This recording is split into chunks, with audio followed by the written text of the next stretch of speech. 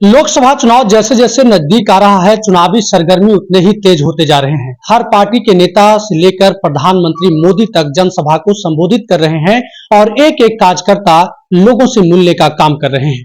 हर party का मकसद है कि हम चुनाव जीते, हमारे उम्मीदवार चुनाव जीते और बीजेपी प्रधानमंत्री मोदी का लक्ष्य है कि 400 पार होना चाहिए। गया शिक्षक एमएलसी जीवन कुमार लगातार जो है गया में, औरंगाबाद में, जहानाबाद में जगह जगह पर लोगों से मिल रहे हैं और मोदी के पक्ष में, अपने अपने उम्मीदवार के पक्ष में वोट मांगने का काम कर रहे हैं। आज हम सुबह सुबह जब वो निकलने वाले थे तभी उन्हें हमें निजी रेस्ट हाउस में पकड़े हैं और जानना चाहते हैं कि आज कहां कहां जाने वाले हैं, क्या लक्ष्य है। जीवन जी, सबसे पहले आपका स्वागत है।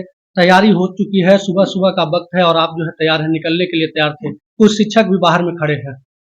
धन्यवाद। सबसे पहले आपके चैनल को हम देना चाहते हैं कि आपने हमारा इंटरव्यू ले रहे हैं आप हमारा, और पहले भी आपके चैनल में हमने काफ़ी इंटरव्यू दिया है। काफ़ी दिन बाद, लगता है 6 महीना बाद आपके चैनल में हम इंटरव्यू दे रहे हैं। इसके लिए धन्यवाद है आपको। हाँ, लगातार ऐसा है कि लगातार चुनाव की प्रक्रिया चल रही है और लोकसभा चुनाव में तो हर नेता जितने भी जो भी हैं सब व्यस्त है कहीं न कहीं। और गया में आदरणीय प्रधानमंत्री का कार्यक्रम चल रहा है, होने वाला है सभी। तो ये 16 अप्रैल को सवेरे 8 बजे हम लोग भारी संख्या में, वहाँ लाखों की संख्या में वहाँ पे हमारे कार्यकर्ता, हमारे साथी, हमारे भाई, हमारे बहन और हमारे जो भी शिक्षक, अभी आपने जो देखा वो सारे शिक्षक समाज के लोग भी वहाँ पे काफी संख्या में रहेंगे, क्योंकि सारे लोग प्रधानमंत्री से इंस्पायर्ड हैं, उनके कार्यों से इंस्पायर्ड हैं। वो संत नहीं, महासंत हैं, वो पुरुष नहीं, महापुरुष हैं। और उनके विचार जो है दुनिया में एक ऐसी सोच पैदा कर रही है जो पूरी दुनिया को वन नेशन और ग्लोबल अर्थ की बात जो करते हैं, वो लगातार उससे जो है पूरी दुनिया में एक ऐसा वाइब्रेशन पैदा हो रहा है जैसे कि लगता है कि भाई पूरी दुनिया एक है। ग्लोबल विलेज की बात हो रही है, ग्लोबल विलेज कंसेप्ट की बात हो रही है। तो ये जो है वही प्रधानमंत्री जी केवल ऐसा सोच सकते हैं, बाकी किसी में ऐसा सोचने का समर्थ नहीं है। जीवन जी, हम लगातार आपको देखते थे चुनाव के समय में, जब आप चुनाव लड़ रहे थे, सुबह 6 से लेकर रात के 2 बजे तक के जागते थे। अभी दिनचर्या कैसा है? अभी भी तो वही दिनचर्या है। अभी भी तो सवेरे 6 बजे के बाद 6:30 बजे से काम पर लग जाते हैं और 6:30 बजे के बाद लगातार कुछ लोगों से मिलकर फिर आके फ्रेश होके और उसके बाद लगातार अभी रात में 12 बज जाता है। 12 बज जाता है, अभी भी दिनचर्या वही है। उस समय हम अपने चुनाव के लड़ रहे थे और आज हम अपने प्रधानमंत्री जी को सोच रहे हैं कि उनकी ताकत को और बढ़ाएं। और पूरा देश चाहता है कि अब की बार 400 पार। यदि 400 पार हो जाएगा तो उसके पीछे हमारी मंशा है कि पूरी दुनिया देखे कि हमारे प्रधानमंत्री की ताकत क्या है, उनकी सोच की ताकत क्या है, उनके कर्मों की ताकत क्या है। और इसलिए हर हाल में 400 से पार हम लोग का सीट आएगा। और वर्तमान में हम जो गया में चुनाव प्रचार में आए हैं, तो यहाँ कई संगठनों से लगातार हम लोग की बातचीत और कई मीटिंग हुई और कई समाज से बात हुई, कई संस्थाओं से बात हुई, हमारे शिक्षक समाज से भी बात हुई। शिक्षक समाज 5000 से ऊपर की संख्या में आदरणीय प्रधानमंत्री का कार्यक्रम 16 अप्रैल को होने वाला है गया में, गांधी मैदान में, तो वहाँ 5000 से अधिक की संख्या में लोग आएंगे। तो हर लोग उत्साहित है और हर लोग चाहता है कि प्रधानमंत्री की बातों को सुने, उनको धन्यवाद दें हम। और इसलिए लगातार कैंपेन चल रहा है। यहाँ पे जीतन राम मांझी जी भी कैंपेन कर रहे हैं, उनके साथ हम लोगों ने कई जगह कैंपेन में भाग भी लिया। टारगेट में हम थे, डॉक्टर प्रेम कुमार जी थे जो लगातार 8 बार से जीतते रहे हैं, मंत्री हैं। और जीतन राम मांझी जी, हम लोग कई कार्यक्रम, वजीरगंज गए, बहुत जगह गए हम लोग। तो प्रधानमंत्री नरेंद्र मोदी जी का कई कार्यक्रम हम देखे हैं जनसभा को संबोधित करते हुए। 2014 में जो उत्साह था, जो उमंग था, वो उसमें गिरावट आई है या फिर लोकप्रियता में गिरावट आई है? नहीं, आपका सवाल जो है उनकी लोकप्रियता को लेकर उल्टा सवाल आप कर रहे हैं। उनकी लोकप्रियता में गिरावट नहीं आई है, उनकी लोकप्रियता पहले से ज्यादा बढ़ी है। जो 14 में लोकप्रियता थी उससे ज्यादा उनकी लोकप्रियता बढ़ी है। काफी उत्साहित रहते थे 14 में, आज भी उत्साहित हैं। पहले युवा उत्साहित थे, आज पूरा युवा से लेके ओल्ड एज तक हर लोग उत्साहित हैं। आपने देखा, कांग्रेस ने केवल बात किया और लंबे समय तक कांग्रेस हमेशा कहती रही कि हम महिलाओं का ध्यान रखेंगे, हमारी बहनों का विकास होगा, हम बहनों के लिए करेंगे, वो करेंगे, लेकिन किया कुछ नहीं। हम गरीबी हटाएंगे, गरीबों नारा देते रहे, गरीबी हटाएंगे, लेकिन गरीबों को हटा दिया उन्होंने। गरीबी तो नहीं हटाया। जब कांग्रेस ने सत्ता सौंपा हमारे आदरणीय मोदी जी को, तो 25% से ऊपर लोग गरीबी रेखा से नीचे थे। लेकिन आदरणीय मोदी जी जब केंद्र में सत्ता संभाले प्रधानमंत्री का, तो आपको ये डाटा हम नहीं दे रहे हैं, ये डाटा है।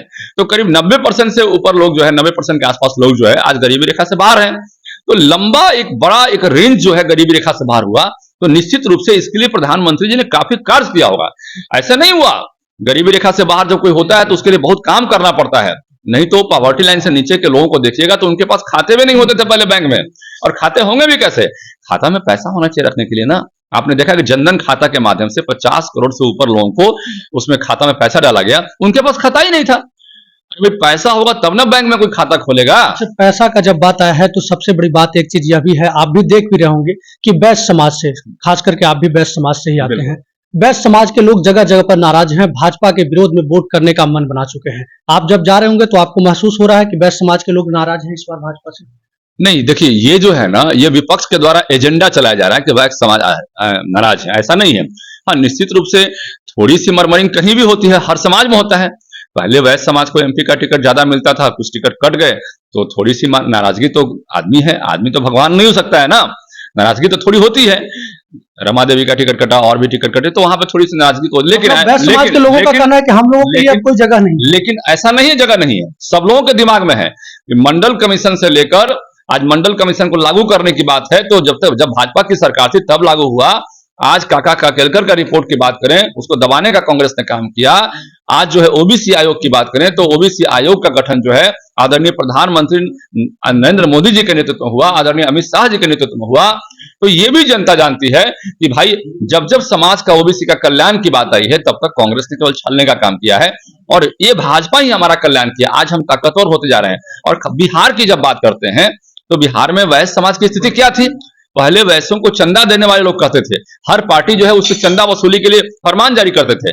7 बजे के बाद जो है 6 बजे के बाद पटना जैसे जगह पर लोग निकलना पसंद नहीं करते थे। स्थिति ऐसी थी कि अपराधियों का राज था वहां पर। 6 बजे के बाद वहां पर आम जनता का राज नहीं था। 6 बजे के बाद पटना जैसे राजधानी में अपराधियों का राज होता था। वहां खुलेआम पिस्टल और कट्टा लेकर लोग निकलते थे, उसमें लाइसेंस की कोई आवश्यकता नहीं। आज बता दीजिए, एक भी बिना लाइसेंस का हथियार पटना में कोई घूम जाए शाम में 6 बजे के बाद भी, चुप चोरी कोई घूम सकता है, लेकिन खुलेआम किसी की हिम्मत नहीं है। तो स्थितियां बदली है। पहले अपहरण जो है एक उद्योग के रूप में खड़ा हो गया था। राजद की सरकार में देखिए, राजद की जब सरकार थी तो लोग 50,000 में उठा के किसी को बेचते थे और कहते थे 50,000 में हम सौदा किए हैं, उसको सौदा कहते थे। अगला आदमी उसको 5 लाख में बेचता था, वो कहता हम 5 लाख में सौदा किए हैं, और फिर उसको 1 करोड़ में लोग बेचता था। तो ये सौदा के रूप में आदमी जो है काम करते थे। आज स्थिति बदल गई। आज किसी की हिम्मत नहीं है कि कोई किसी का अपहरण की बात सोच सके। तो काफी बदलाव आया है। खासकर महिलाएं की हम बात करते हैं, महिलाओं को कहता है, कांग्रेस कहती है कि हमने काफी विकास किया। क्या विकास किया भाई? 33% आरक्षण की बात तो मोदी जी ने किया। देश में पहली बार आरक्षण देकर राजनीति में उनको पहुंचाने का काम करने का काम किए। अब देश के हाउस में 33% महिलाएं जो है जाएंगी। ये विकास का काम जो है केवल कहने की बात नहीं, करने की बात है। तो मोदी जी करते हैं, और इसी कारण से जितनी उन्होंने गारंटी दी थी उसमें से 95% से ऊपर उन्होंने गारंटी को पूरा भी किया। और आप देखते हैं मोदी जी की गारंटी की बात होती है पूरे देश में, इसलिए होती है कि गारंटी का नाम है गारंटी। गारंटी का भी, यदि कोई गारंटी की भी गारंटी है, उसका नाम मोदी जी है। इसलिए कहते हैं कि मोदी जी का गारंटी का मतलब गारंटी ही है। ये स्थिति है। हम आपके कई दिन से जो है सोशल मीडिया अकाउंट देख रहे हैं, हर रोज आप बैश्य समाज के लोग से मिल रहे हैं, सोशल मीडिया पर पोस्ट कर रहे हैं। क्या बीजेपी आपको टारगेट दी है कि जो बैश्य समाज के लोग नाराज हैं उन्हें मना लीजिए? नहीं, ऐसा कोई टारगेट की बात नहीं है, ऐसा कोई टारगेट उगेट देने की बात नहीं है। अब हम लोग सब समाज में जाते हैं, सभी शिक्षक तो वैसे नहीं है, शिक्षक तो सब जाति के हैं, तो वो भी 4-5 हजार की संख्या में आ रहे हैं वहां पे, तो सब समाज के लोग आ रहे हैं, ऐसा नहीं है। लेकिन चूंकि जिस समाज से हम आते हैं तो उस समाज में थोड़ा सा कनेक्टिविटी ज्यादा होती है, तो निश्चित रूप से है। अभी हम लोग औरंगाबाद गए, यहाँ घूम रहे हैं, जहानाबाद, तो हर जगह जहां भी स्थिति में है लोग, बिल्कुल। अरे भाई, समाज के आदमी तो समाज को मानता ही है, तो कोई ऐसी कोई बड़ी बात तो है नहीं।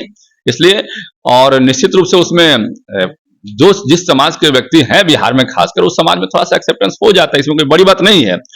और निश्चित रूप से वहां पे जाने के बाद थोड़ा सा अलग एक माहौल बन जाता है। तो ऐसा नहीं, हम सब समाज में जा रहे हैं, सभी समाज के लोग हमको एक्सेप्ट करते हैं। युवाओं में खास करके अलग सा क्रेज है, वो हमको एक अलग रूप में देखते हैं, और हम भी उनको पसंद करते हैं, युवाओं को। और हर जाति, हर धर्म से ऊपर उठकर हम काम करने में विश्वास रखते हैं। हमारे लिए कोई जाति नहीं, कोई धर्म नहीं, सभी समाज के लोग हमारे लिए एक हैं। और सब लोगों ने मिलकर मोदी जी को पहुंचाया है, वहां पर उस ओहदे पर पहुंचाया है। और अब पिछले बार जो पूर्ण बहुमत से हमारी सरकार आई थी, और इस बार जो 400 का टारगेट हम पार करने की बात कर रहे हैं, तो इसमें कोई शक की बात नहीं है। 400 तो हम पार करेंगे। हम अपने गठबंधन के नेताओं के साथ 400 से पार कर जाएंगे, और मुझे तो लगता है कि हम कहीं 450 से भी पार न कर जाएं। स्थिति है, बिहार में पिछले बार 39 सीट आया था मेरा, इस बार हम लोग को लगता है कि 39 के बदले 40 सीट आएगी। स्थितियां बदल रही है।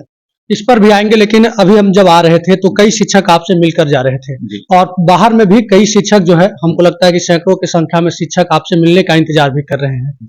शिक्षक काफी नाराज हैं क्योंकि के पाठक हर रोज नया नया प्रमाण लेकर आते हैं। आप सरकार में हैं, सत्ता में हैं, कैसे समझाएंगे शिक्षकों को? देखिए, जब बात आप के पाठक जी की कर रहे हैं तो के पाठक ऐसा नहीं कि जो सब कुछ कर रहे हैं तो सब कुछ गलत कर रहे हैं, सब कुछ कर रहे हैं, सब कुछ सही कर रहे हैं। हर लोग, हाँ, अब जैसे अब 10 से 4 के टाइमिंग की बात करें तो 10 से 4 के टाइमिंग के बारे में माननीय मुख्यमंत्री जी ने कहा है कि 10 से 4 तो हम भी जाते थे पढ़ने और यही होना चाहिए, तो उनकी बात अभी तक चिट्ठी में नहीं आई है। तो कहीं ना कहीं अधिकारी के मन में ऐसा भी हो सकता है कि इलेक्शन का समय आ गया है, इलेक्शन कमीशन ही हमको हटाएंगे, मुख्यमंत्री का पावर सीज हो गया है। तो यदि अधिकारी के मन में इस तरह की बात आ जाएगी तो समझ जाइए कि कोई भी उनको हाशिए पर जाने से रोक नहीं सकता है, रोक नहीं सकता है। तो कभी भी कोई भी अधिकारी के मन में यह बात नहीं होनी चाहिए कि हम जो है जनप्रतिनिधि से बड़ा है। आज हमारे मुख्यमंत्री जी भी जनप्रतिनिधि हैं और कभी भी कोई भी आदमी के बाद मन में यह बात नहीं आनी चाहिए, चाहे कोई अधिकारी हो। और यदि अधिकारी जो है, अधिकारी इस तरह की बात सोचते हैं तो उनकी गलतफहमी है। और कोई भी अधिकारी, छोटे अधिकारी हो, बड़े अधिकारी हो, और निश्चित रूप से जान लीजिए कि आज का जो माहौल है, आज का जो समय है शिक्षकों के लिए, तो कुछ सुधार भी हुए हैं, ऐसा नहीं है। अभी 1500 करोड़ से ऊपर का बजट पास हुआ है। पहले बच्चों को बैठने के लिए जगह नहीं थी, तो उसके लिए राशि आवंटित की गई है और उस पर खर्चा हो रहा है, लेकिन उसमें भी पदाधिकारी का बगलिंग है। मुख्यमंत्री जी ने वहां पर अच्छा एक्शन लिया और छोटे छोटे कई पदाधिकारी ने वहां पर लूटपाट मचाने का काम किया है। उन पर कार्रवाई भी हम होनी चाहिए। आपके चैनल से हम उन पर कार्रवाई करने की मांग करेंगे, उन पर कार्रवाई हो। कई जगह काम नहीं हुआ, वहां पैसा हमको मिला, सूचना कि निकाल लिया गया है, चाहे जिस स्तर पर निकाला गया हो पैसा स्कूल से, तो वो उन पर कार्रवाई तो हो, उन पर कार्रवाई भी करवाएंगे हम लोग लग फिर के। इसमें आपकी भी जिम्मेवारी, हमारी भी जिम्मेवारी है, तो गलत को कहीं छोड़ेंगे नहीं। और अधिकारी यदि अच्छा काम करते हैं तो उनको अच्छा भी कहना पड़ेगा, और यदि खराब काम करते हैं तो कहीं वो ये सोच लें कि हम हाशिए पर नहीं जाएंगे, तो ये भी गलत है। हाशिए पर जाने से कोई रोक नहीं सकता आपको। मतलब चुनाव के बाद के पाठक के दिन जो है मुश्किल से गुजरेंगे। देखिए, ये तो आपका सवाल है, और के पाठक ने तो स्पष्ट कह दिया है कि बिहार में काम करने में हमको नहीं बन रहा है, हमको एनओसी चाहिए, और सरकार ने, हम लोगों ने एनओसी दे भी दिया उनको। सरकार ने उनको एनओसी दे दिया कि जाइए, ठीक है, आपको नहीं करने की इच्छा है तो आप जाइए यहाँ से। और यहाँ पर निश्चित रूप से ऐसे अधिकारी चाहिए काम करने के लिए जो सरकार की इच्छाओं के अनुरूप काम करे, अपने इच्छाओं के अनुरूप नहीं काम करे, और वैसे अधिकारी यहाँ पर आएंगे, उसमें क्या दिक्कत है भाई। तेजस्वी यादव जो है कल 24 जन वचन लेकर आए हैं, किस रूप में आप देखते हैं? पढ़े थे? देखिए, 24 जन वचनों में तो बहुत सारी बात हमने उसमें जो देखा, उसमें नौकरी की बात की गई और उसमें परिवर्तन यात्रा की बात की गई। तो उसमें कुछ पॉइंट्स को आप हाईलाइट करें तो उस पर विशेष मैं बोलूंगा। आप उस पर से किस मुद्दे को बताना चाहते हैं? इसे आप पूरे ऑल ओवर के रूप में लेते हैं। क्या लगता है कि मोदी के मैनिफेस्टो के आगे 24 जन वचन कितना कारगर होगा? देखिए, एक होता है पोस्ट ट्रूथ। आप समझिए, ओबामा जी जब चुनाव लड़ रहे थे तो वहां एक पोस्ट ट्रूथ की हवा बह रही थी, उसको अंग्रेजी में पोस्ट ट्रूथ कहते हैं। तो सच से आगे की बात क्या है? आपका कभी कोई चैनल है देखते हैं, उसमें लिखता है सच से आगे, मतलब वो सच है ही नहीं, सच से आगे की बात कर रहे हैं, मतलब वो कंप्लीटली झूठ है। वो झूठ नहीं है, वो कंप्लीटली झूठ है, और जनता को ये भरमाने का पूरा प्रयास है। पोस्ट ट्रूथ है ये, वो हो नहीं पाएगा, वो करेंगे नहीं, केवल जनता को इस भ्रम में रखेंगे कि हमने ये किया, वो किया, वो किया। 17 महीने की सरकार थी ना उनकी, वो तो कह भी रहे कि 17 साल बनाम 17 महीने जोड़ लीजिए। तो कह रहे हैं 17 महीने 17 महीने। लेकिन हम भी आपसे पूछना चाहते हैं, हम भी आपके चैनल के माध्यम से पूछना चाहते हैं, और हम आम जनता से भी कहना चाहते हैं आपके चैनल के माध्यम से, कि जब भारतीय जनता पार्टी ने 13 तारीख को आंदोलन किया, 13 जुलाई को, उसके पहले का वीडियो निकाल के बता दें कि कई कैबिनेट में वो बैठे, और कई कैबिनेट में वो डिसीजन टेकिंग मतलब पॉलिटिशियन थे। 6 विभाग, 6 बिहार का सबसे ज्यादा मंत्रिमंडल, जो मलाईदार मंत्रिमंडल कहते हैं, वो लोग कहते हैं, वो सब अपने पास रखे हुए थे, और सब में भ्रष्टाचार हो रहा था, सब बिना पैसा का ट्रांसफर पोस्टिंग हो रहा था। और मेरा ये कहना है कि उनको उन चीजों पर ध्यान था कि कहां से कितना ट्रांसफर में पैसा आएगा, कहां से पोस्टिंग में कितना लगेगा, लेकिन इस पर ध्यान नहीं था कि हमने जो वादा किया था नौकरी का, उसका क्या होगा। लेकिन 13 जुलाई का जब आंदोलन हुआ, उसमें हमारे कई सांसद, कई विधायक घायल हुए, हमारे विजय सिंह साथी थे, वो शहीद हो गए, उसमें जहानाबाद के थे। और उसके बाद जब पब्लिक को ये लगा कि भाई ये तो गलत हो रहा है, सरकार को लगा कि अब तो फंस गए हम यहाँ पर, तेजस्वी जी को लगा कि हम फंस गए यहाँ पर, तो अब तो मेरी किरकिरी हो जाएगी। क्योंकि उन्होंने वादा किया था कि नियोजित शिक्षकों को हम राजकर्मी का दर्जा देंगे, मैनिफेस्टो नंबर 12 में उन्होंने वादा किया था कि हम 10 लाख नौकरी देंगे, लेकिन इस पर जो है कोई काम जो है हो नहीं रहा था। अभी हाल ही में देखा होगा, अपने मुख्यमंत्री का बयान भी आया था कि हम काम करना चाह रहे थे, और उनके शिक्षा मंत्री जो थे उसको अटका रहे थे। हमने तो जबरदस्ती बहुत सारा काम किया है, बहुत सारे काम में उनके बिना मतलब पैसा के वो काम नहीं करना चाह रहे थे। तो बहुत सारा ऐसा काम हुआ है जिसमें कि मतलब काम करने की मंशा वहां दिखाई नहीं पड़ रही थी। तो ये जो है पोस्ट ट्रुथ है, ये जो है एक मतलब भ्रामक जो है भ्रम है। अच्छा, मुख्यमंत्री जी का आप बात कर रहे थे, हर मंच से तेजस्वी यादव कह रहे हैं कि 56 इंच का सीना है प्रधानमंत्री जी का। आप ये गारंटी ले लीजिए कि हमारे चाचा कब पलटेंगे, कब तक गारंटी लेंगे आप लोग? देखिए, लोकसभा चुनाव तक या फिर अगले विधानसभा भी साथ में लड़ने वाले हैं? देखिए ऐसा है कि माननीय मुख्यमंत्री जी की जब बात करें तो कुछ समय के लिए उनको भरमा दिया गया था कि भाई तेजस्वी जी युवा हैं और काफी काम करेंगे, आप उनके साथ जाइएगा तो आपका जो सोच है विकास का वो और तेज दौड़ेगा। यहाँ भाजपा में आपके सोच के अनुरूप मतलब काम उस रफ्तार से नहीं हो रहा है। उनको ये भ्रम पैदा किया गया, उनको भ्रमित किया गया। और जब वो साथ में गए तेजस्वी जी के, तब उनको महसूस हुआ कि ये तो युवा लुटेरा है। तो यहां पर उनको दूसरा बात समझ में आया कि यहां पर तो लूटपाट का पूरा सिस्टम बना हुआ है और ज्यादा तेजी से यहां पर लूट होने की संभावना है और संभावना दिखाई पड़ी, तो उन्होंने तुरंत पलटी मतलब वहां पर लगा कि भाई यहां पर हम घुटन महसूस कर रहे हैं। और कई बार माननीय मुख्यमंत्री जी बोले, इस बात को हम नहीं बोल रहे हैं, ये बात को वो खुद बोले कि भाई यहां पर हम घुटन महसूस कर रहे हैं। हम तो यहां पर हमको लाया गया था कि यहां काम की रफ्तार बहुत तेज होगी, विकास की रफ्तार तेज होगी और युवा सोच युवा कार्य होगा, लेकिन यहां उल्टा पड़ गया है। यहां तो हर फाइल में पैसा चाहिए, तो निश्चित रूप से आदमी को घुटन हो, जो काम करने वाला व्यक्ति है। और मुख्यमंत्री जी हमको लगता है कि काम करना चाहते हैं, उनकी सोच है काम करना, तो इसके चलते घुटन महसूस हुई और फिर पलट के अपने नेचुरल अलायंस में आ गए।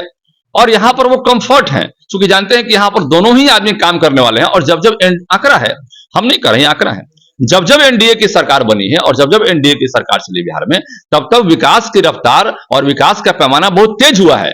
तो इसका मतलब ये हुआ कि जब दो नेचुरल अलायंस जो है काम करते हैं, वहां पर काम जो है तेज होता है और विकास तेज होता है। आप देखिए, याद कीजिए, 12 फीट रोड के लिए एक समय था, तरसते थे 12 फीट रोड के लिए, लोग तरसते थे कि हमारे गांव में 12 फीट का रोड है। एक जमाना था, अलकतरा घोटाले का जमाना आपको याद होगा कि लोग बिहार को हिंदुस्तान में अलकतरा घोटाले वाला राज कहते थे, कि वही राज ना जो अलकतरा घोटाला जहां होता है, जहां अपहरण होता है, जहां अपराधियों का बोलबाला है, जहां 6 बजे के बाद अपराधी निकलते हैं, अपराधी निकलते हैं, जंगल राज ही कर दिए। हाँ, जो जंगल राज कहे थे, हमने नहीं कहा था, आप ध्यान रखिए, हमने नहीं कहा था, ये कोर्ट ने कहा था। ये कोर्ट का हाईकोर्ट, माननीय हाईकोर्ट का सेंटेंस था कि बिहार में क्या जंगल राज आ गया है, क्योंकि कोर्ट को लगा कि जिस तरह से जघन्य हत्याएं हो रही है, जघन्य अपराध हो रहा है, तो ये स्टेट में जंगल राज हो गया है। यदि हम लोग कहते तो हम लोग दोषी हो जाते हैं, ये भाजपा वाले कह रहे हैं और ये भाजपा का ये मतलब कि नया साजिश है। लेकिन जब कोर्ट कहता है तो कोर्ट को आप दोषी नहीं करार कर सकते हैं।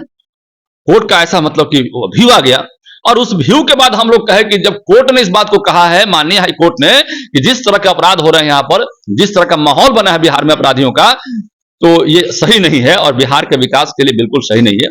हम लोगों ने कभी नहीं कहा। चलिए, बहुत बहुत धन्यवाद जीवन जी, आप समय दिए। तो ये हमारे साथ जीवन कुमार थे। सुबह से लेकर शाम तक का जो है अब सफर होगा, गांव गांव घूमेंगे और भाजपा समर्थित जो है उम्मीदवार के लिए वोट मांगने का काम करेंगे। आज इनका गया का पूरा कार्यक्रम है। जीतन मांझी यहाँ से एनडीए के उम्मीदवार हैं। प्रधानमंत्री का आगमन भी 16 तारीख को होना है। अब देखने वाली बात होगी कि जिस वैश्य समाज को साधने के लिए जीवन कुमार निकले हैं, जिस शिक्षक को मनाने के लिए निकले हैं, वो शिक्षक और वैश्य समाज के लोग कितना एनडीए को वोट करते हैं या फिर चुनावी नतीजे कुछ और भी आते हैं।